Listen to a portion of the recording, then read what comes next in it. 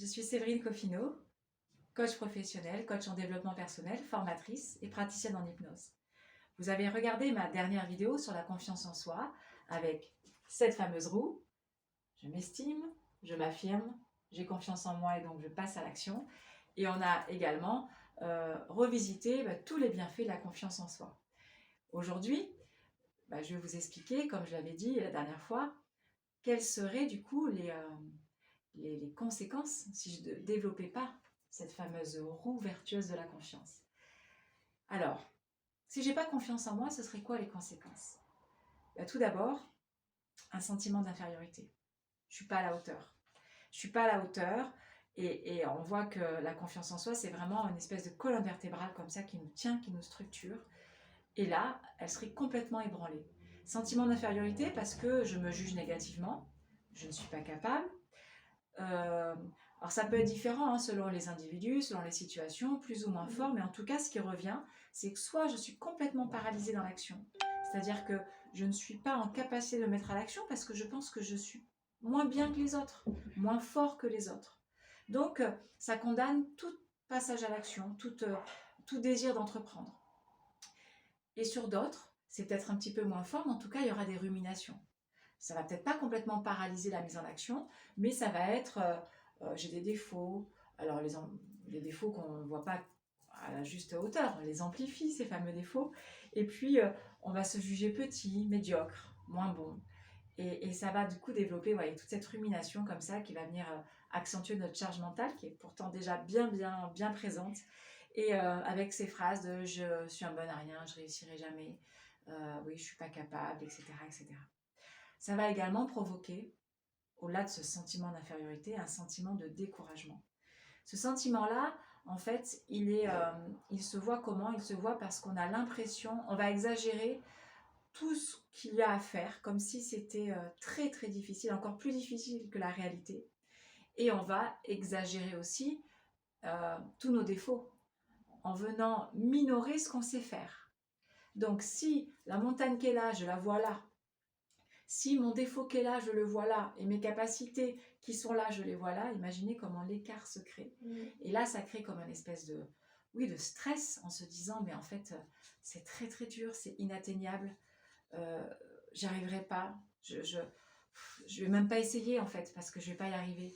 Et donc, sentiment, alors déjà de tension, de pression, de surpression, parce que la pression peut être un bon moteur pour se mettre à l'action, mais là c'est une pression qui est négative, parce que on n'a pas estimé à la juste valeur ni ses capacités, ni l'objectif à atteindre.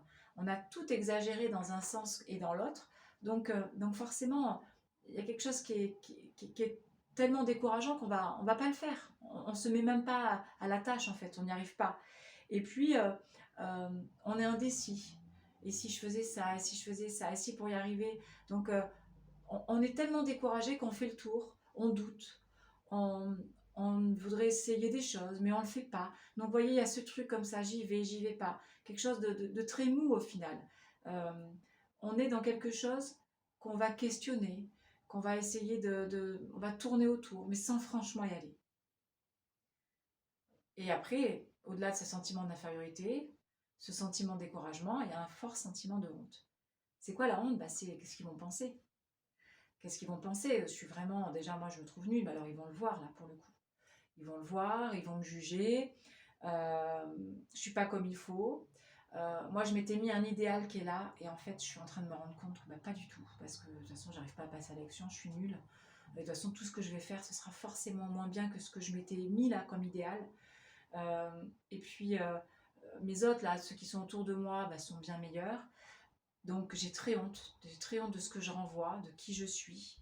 Euh, c'est même des personnes qui à un moment donné avaient une estime et qui au final, sur un petit échec, là viennent se dire, mais en fait je me suis même inventé une vie, je me suis inventé que voilà que j'étais confiant, que j'allais faire des trucs, mais même pas, donc je suis un imposteur. Donc il y a tous ces mots-là d'illégitimité, d'imposture, qui vont venir s'inviter dans ce sentiment de honte. Et donc, on va être très sévère avec soi. Très, très sévère avec soi. Et quand je dis sévère, c'est à un point où on va se juger, se critiquer de manière très, très dure. On ne se donnera pas d'excuses. On ne va pas se laisser la place à quelque chose de bienveillant, alors que dans la vidéo précédente, hein, je vous le disais, hein, la valeur que l'on se donne, se juger avec bienveillance, etc. Là, il n'est plus question de ça. Et on va être convaincu de ne pas être digne, de ne pas être à la hauteur, de ne pas avoir le droit, comme les autres, de jouir de l'existence, de profiter, d'être dans l'action, d'être dans des groupes. Vous voyez, il y aura aussi ce sentiment un petit peu d'exclusion. En fait. Je vais m'isoler parce que je ne mérite même pas d'être auprès d'eux, autour d'eux. C'est un sentiment très très dur, ce sentiment de honte. Et il peut aussi se doubler d'un sentiment d'anxiété.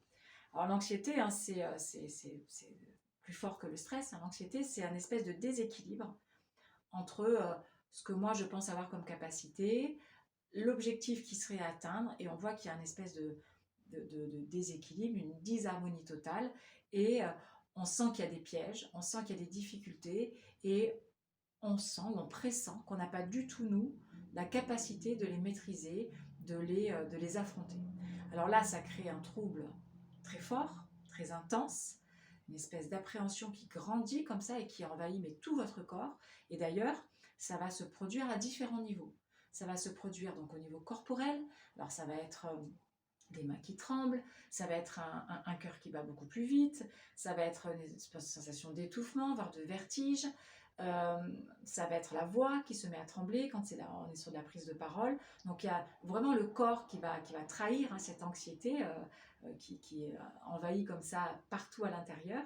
C'est également au niveau du comportement, c'est-à-dire qu'on va être fouillis, désorganisé, on va perdre complètement le sens des priorités, on va être soit très apathique, ou au contraire dans une espèce de suragitation, de suradaptation. Et ça va venir également toucher, donc on a vu, le corps, les comportements, mais aussi les pensées. Alors là, les pensées, c'est des ruminations, c'est de la confusion. Je m'embrouille, j'ai pas les idées claires. Même mes propos d'ailleurs ne sont pas clairs. J'arrive pas à mettre de l'ordre dans ce qui est en train de se passer là-haut. J'arrive pas à rassembler mes idées. J'arrive pas du coup à bien les exprimer. J'arrive pas à raisonner, à me concentrer. Donc voilà ce que l'anxiété va développer. Et quand on n'a pas confiance en soi, le seuil par rapport à cette anxiété, il est très très bas. Parce qu'on va pas du tout tolérer ça, que ça nous arrive. Donc on va avoir une espèce de jugement désastreux sur nous, et du coup une capacité à se mettre en action qui va être réduite au néant. Alors, persuadé qu'on n'est pas capable, qu'on ne va pas y arriver, c'est mettre l'appui sur tous ces sentiments dont je voulais te parler, d'évitement, d'infériorité, de honte, de jugement. Et tout cela va faire qu'à un moment donné, on va développer un sentiment de rejet. Sentiment de rejet, c'est-à-dire que rien en moi ne me permet aujourd'hui d'être dans la société, d'être dans cette entreprise, d'être dans ce groupe d'amis, d'être avec mon mari ou ma femme, d'être même à la hauteur en tant que père ou en tant que mère par rapport à mes enfants. C'est-à-dire on n'a plus aucune illusion sur soi, en tout cas de mauvaises illusions pour le coup, et on ne va plus du tout s'autoriser à avoir les rôles, les différents rôles sociaux qu'on est amené à jouer dans la société. On va se mettre en retrait, pensant que c'est ce qu'il y a de mieux pour ne pas venir quelque part handicaper les autres, ralentir les autres, avec ce sentiment de honte qui est présent aussi. Donc on va vraiment penser que de toute façon les autres le voient et on va pas être celui qui ralentit ou celui qui n'a pas sa place. J'ai pas ma place, donc je me mets en retrait. Et un des derniers, on va dire, symptômes de la non-confiance en soi, ça va être des symptômes après psychosomatiques. Donc là, on est sur des migraines, sur de l'ulcère, sur des maladies bien plus graves. On va être également sur des personnes pour qui ça va accélérer des phénomènes de dépression, de burn-out, des maladies de peau. Ça va pouvoir favoriser tout ce qui est tabagisme, alcoolisme, enfin tout ce qui est addiction. Donc voilà quels sont les effets négatifs, vous l'avez entendu, du manque de confiance en soi. Alors, vous avez entendu dans la vidéo précédente les bénéfices. Vous avez entendu là les méfaits, les conséquences néfastes. C'est comme si vous étiez à l'embranchement de deux chemins.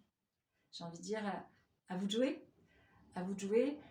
Vous avez certainement reconnu des choses dans ce que je viens de décrire là. Vous vous dites, bah oui, ça peut être moi, ça. Et après, c'est à vous de décider.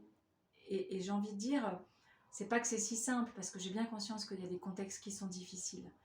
Mais je peux vous assurer que je rencontre tous les jours des personnes qui sont dans des contextes difficiles, des contextes de vie personnelle, professionnelle. Et en venant travailler sur ça, et il y a des outils. Il y a des outils qui permettent déjà de faire un état des lieux où j'en suis. Donc, alors c'est des petits tests, mais au-delà des tests, il y a du questionnement. Moi, je pratique beaucoup le questionnement. On parle du test de Rosenberg, par exemple, sur l'estime de soi, qu'on peut faire aussi ensemble. Euh, Moi, je travaille beaucoup sur le questionnement. Je m'appuie également sur vos ressentis, sur des expériences. Et je vais vous faire parler de racontez-moi quand vous réussissez quelque chose, comment ça se passe, qu'est-ce que vous mettez en place, quelles ressources vous allez chercher, Qu'est-ce qui vous, qu'est-ce qui vous a paru naturel? Qu'est-ce qui vous a manqué? Qu'est-ce que vous auriez souhaité améliorer? Et si c'était à refaire demain, comment vous feriez? Et puis, je vais aussi vous faire parler de ce qui est pour vous un échec. Racontez-moi comment vous avez fait pour rater. Et on en parle. Et vous allez voir qu'en questionnant déjà tout ça, ça vient déjà désintensifier, démystifier l'échec, parce qu'au final, un échec, c'est quoi? C'est un échec à un moment donné, dans un contexte donné. Donc, se dire, bah, j'ai aussi le droit à ça. Et ça m'a permis de quoi? Grâce à ça, qu'est-ce que j'ai appris de moi? Qu'est-ce que j'ai appris sur les autres? Sur mes comportements? Qu'est-ce que j'ai pu aller chercher du coup comme nouvel apprentissage pour que ça n'arrive plus?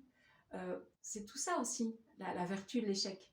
Donc, grâce voilà, à mon questionnement, à mon regard et bienveillant et non jugeant bien entendu, on va aller diminuer cet impact psychologique que peut avoir l'échec pour vous et on va voir qu'au final, on va réussir à tourner autour et voire même en trouver certains bienfaits.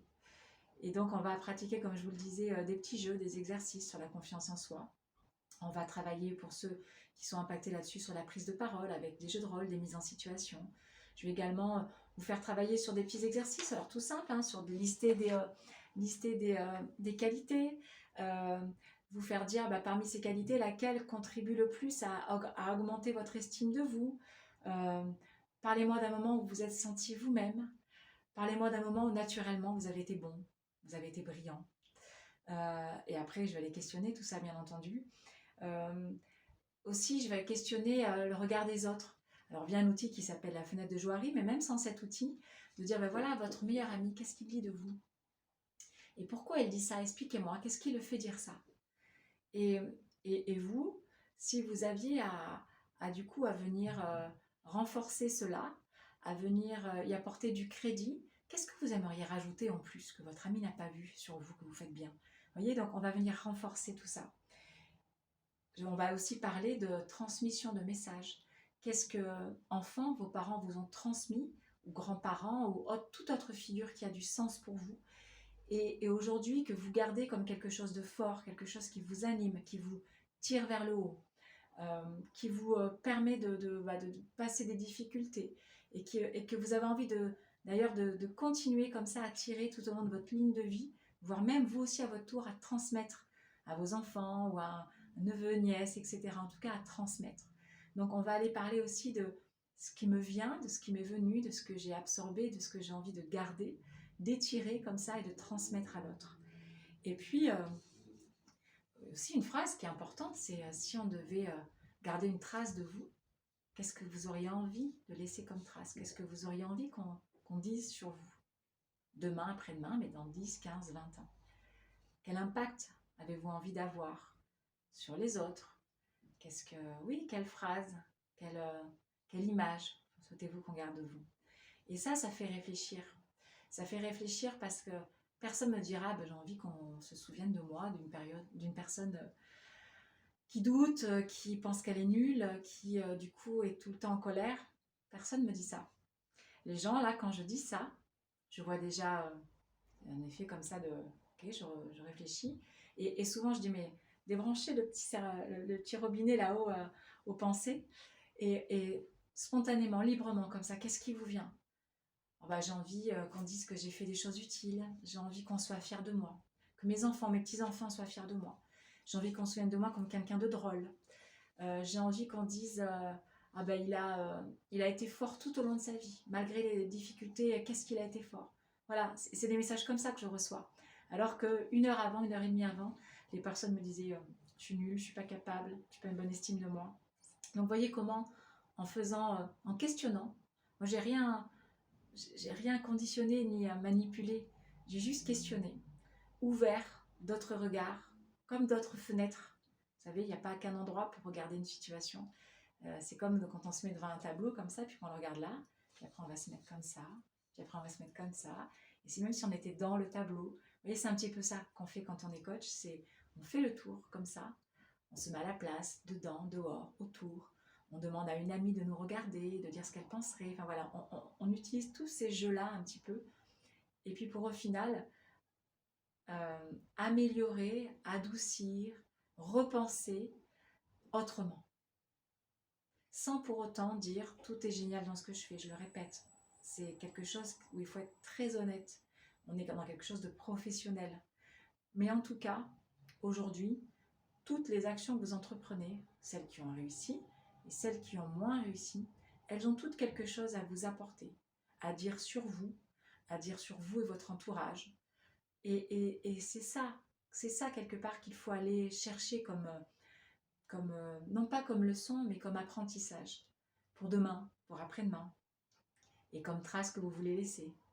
C'est tout cela qu'on vient travailler dans une séance de coaching. Alors, après, à vous d'appeler ça comme vous voulez, c'est du coaching, c'est de l'accompagnement,